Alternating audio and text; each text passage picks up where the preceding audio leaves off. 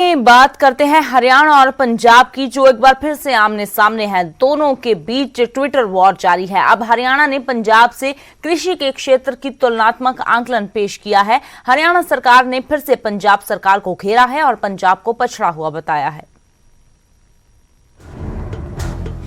कृषि के क्षेत्र में अपनाई गई नीतियों और किसानों की मेहनत की बदौलत हरियाणा अपने बड़े भाई पंजाब से काफी आगे निकल गया है।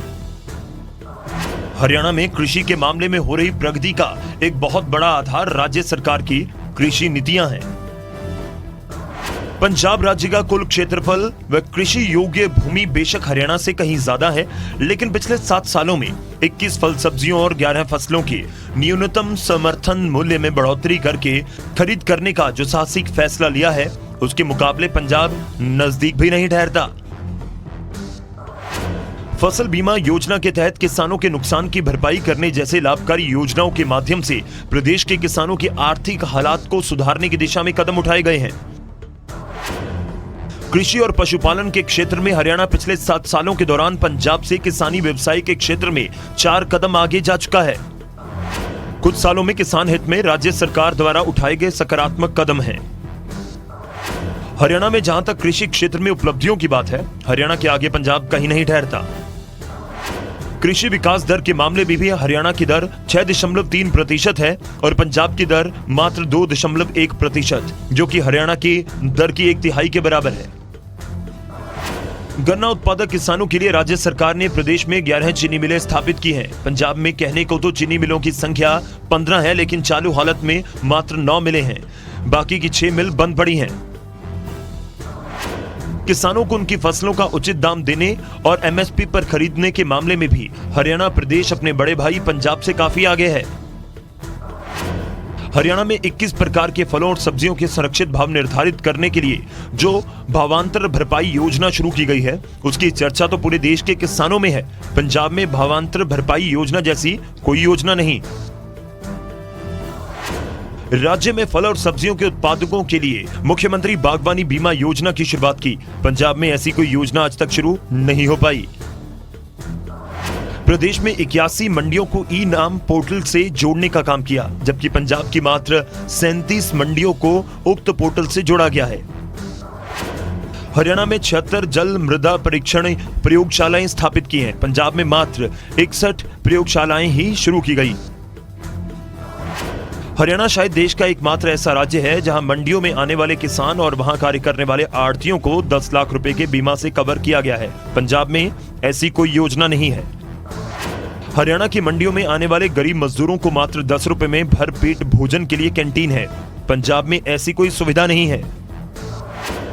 किसान क्रेडिट कार्ड की तर्ज पर पशुधन क्रेडिट कार्ड योजना शुरू की और राज्य में आज तक करीब 58,000 कार्ड जारी भी कर दिए गए।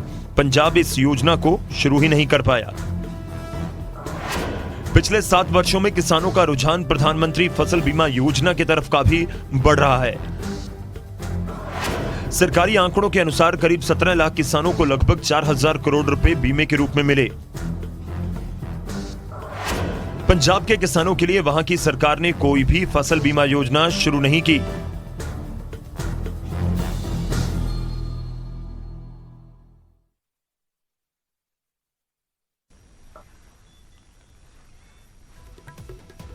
तो वहीं कृषि कानूनों को रद्द करवाने की मांग को लेकर किसान दिल्ली की सीमा पर बैठे हैं। किसान आंदोलन के चलते आसपास के इलाकों के व्यापारी परेशान हैं। कामकाज ठप हो चुका है। इंडस्ट्री को खासा नुकसान हो रहा है। इसलिए कारोबारियों ने मानवाधिकार आयोग का दरवाजा खटखटाया है और जल्द ही सुप्रीम कोर्ट का रुख करने की भी तैयारी की है।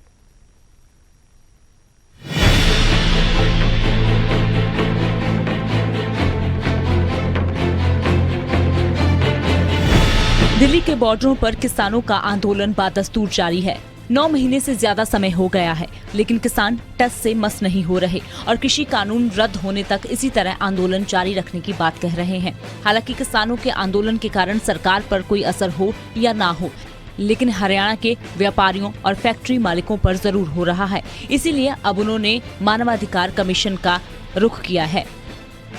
टिकरी बॉर्डर और दिल्ली रोहतक नेशनल हाईवे खुलवाने की मांग करते हुए व्यापारियों ने कहा कि अगले हफ्ते वो सुप्रीम कोर्ट में PILP दायर करने जा रहे हैं। Bahadurgarh chamber of commerce and industries के मेंबर्स ने कहा कि बहादुरगढ़ में 12,000 फैक्ट्रियां हैं और जिनमें 8 लाख कर्मचारी काम करते हैं, जो काम ठप होने की वजह से बुरी तरह से प्रभावित हो रहे हैं। व्यापारियों ने कहा कि वह किसानों के खिलाफ नहीं है, लेकिन सरकार उनसे बातचीत करके कोई मसले का हल निकाले ताकि उनका कारोबार भी चल सके। उन्होंने ये भी बताया कि कुछ समय पहले हरियाणा के मुख्यमंत्री से इस बाबत बात हुई थी, लेकिन मसले का हल नहीं निकल पाया।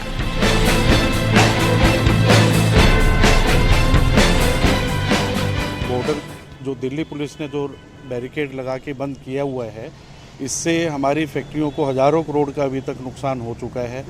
आम जन जितनी जनता है हमारी, वो तो परेशान है ही। शहर की लगभग 7.5-8 लाख वर्कर हमारे यहाँ बहादुरगढ़ में काम करते हैं, जिनमें से काफ़ी पलायन कर गए हैं।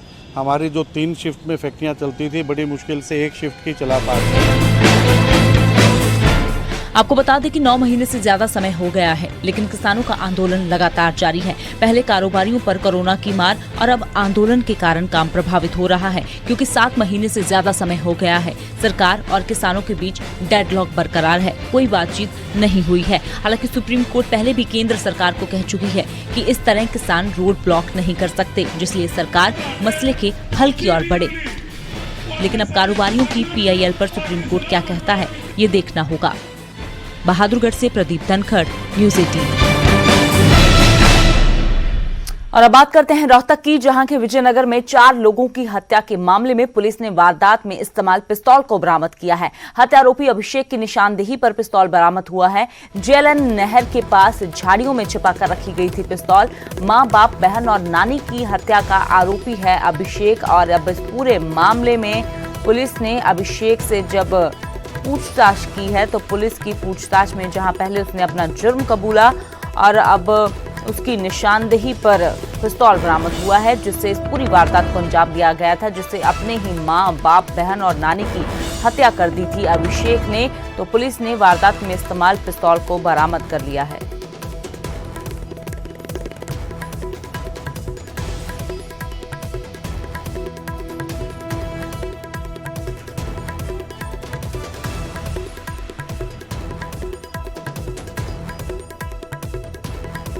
और बात करते हैं सोनीपत शहर की, जो स्विमिंग पूल में तब्दील हो गया। जी हां, बारिश ने प्रशासन के इंतजामों की फिर से पोल खोलकर रख दी। देर रात हुई बारिश में शहर का मुख्य अंडरपास स्विमिंग पूल बन गया। यहां पर 12 फीट के करीब पानी भर गया। इससे लोगों को भारी परेशानियों का सामना करना पड़ रहा है। मुख्य अंडरपास के अलावा शहर के अन्य अंडरपास का भी यही हाल है। ये पहली बार नहीं हुआ, हर बारिश में यही हाल होता है, लेकिन प्रशासन ने इससे कोई सबक नहीं सीखा है। बारिश ने एक बार फिर से इंतजामों की पोल खोल दी है। और ये तस्वीरें सोनीपत की देख रहे हैं, ये किसी नहर की तस्वीरें, किसी तालाब की तस्वीरें नहीं हैं, बल्कि ये मुख्य अंडरपास की तस्वीरें हैं, जो एक स्विमिंग पूल में, नहर में, तालाब में तब्दील हो गया। रात 2 के बाद बारिश हुई थी यहाँ पे। देख रहे हो इतना पानी भर रहा है यहाँ पे, ये लोग बाग भी परेशान होते हैं, इसका कोई सोल्यूशन नहीं निकालती सरकार। नहीं, और बिल्कुल एक तालाब बन गया, बिल्कुल तालाब बन गया ये। तो जी बन जाता है जब बारिश होती है, जब ही बन जाता है। कई घंटे भरा रहता है, कोई निकासी का कोई समाधान नहीं है, पर निकला देर से निकलता है।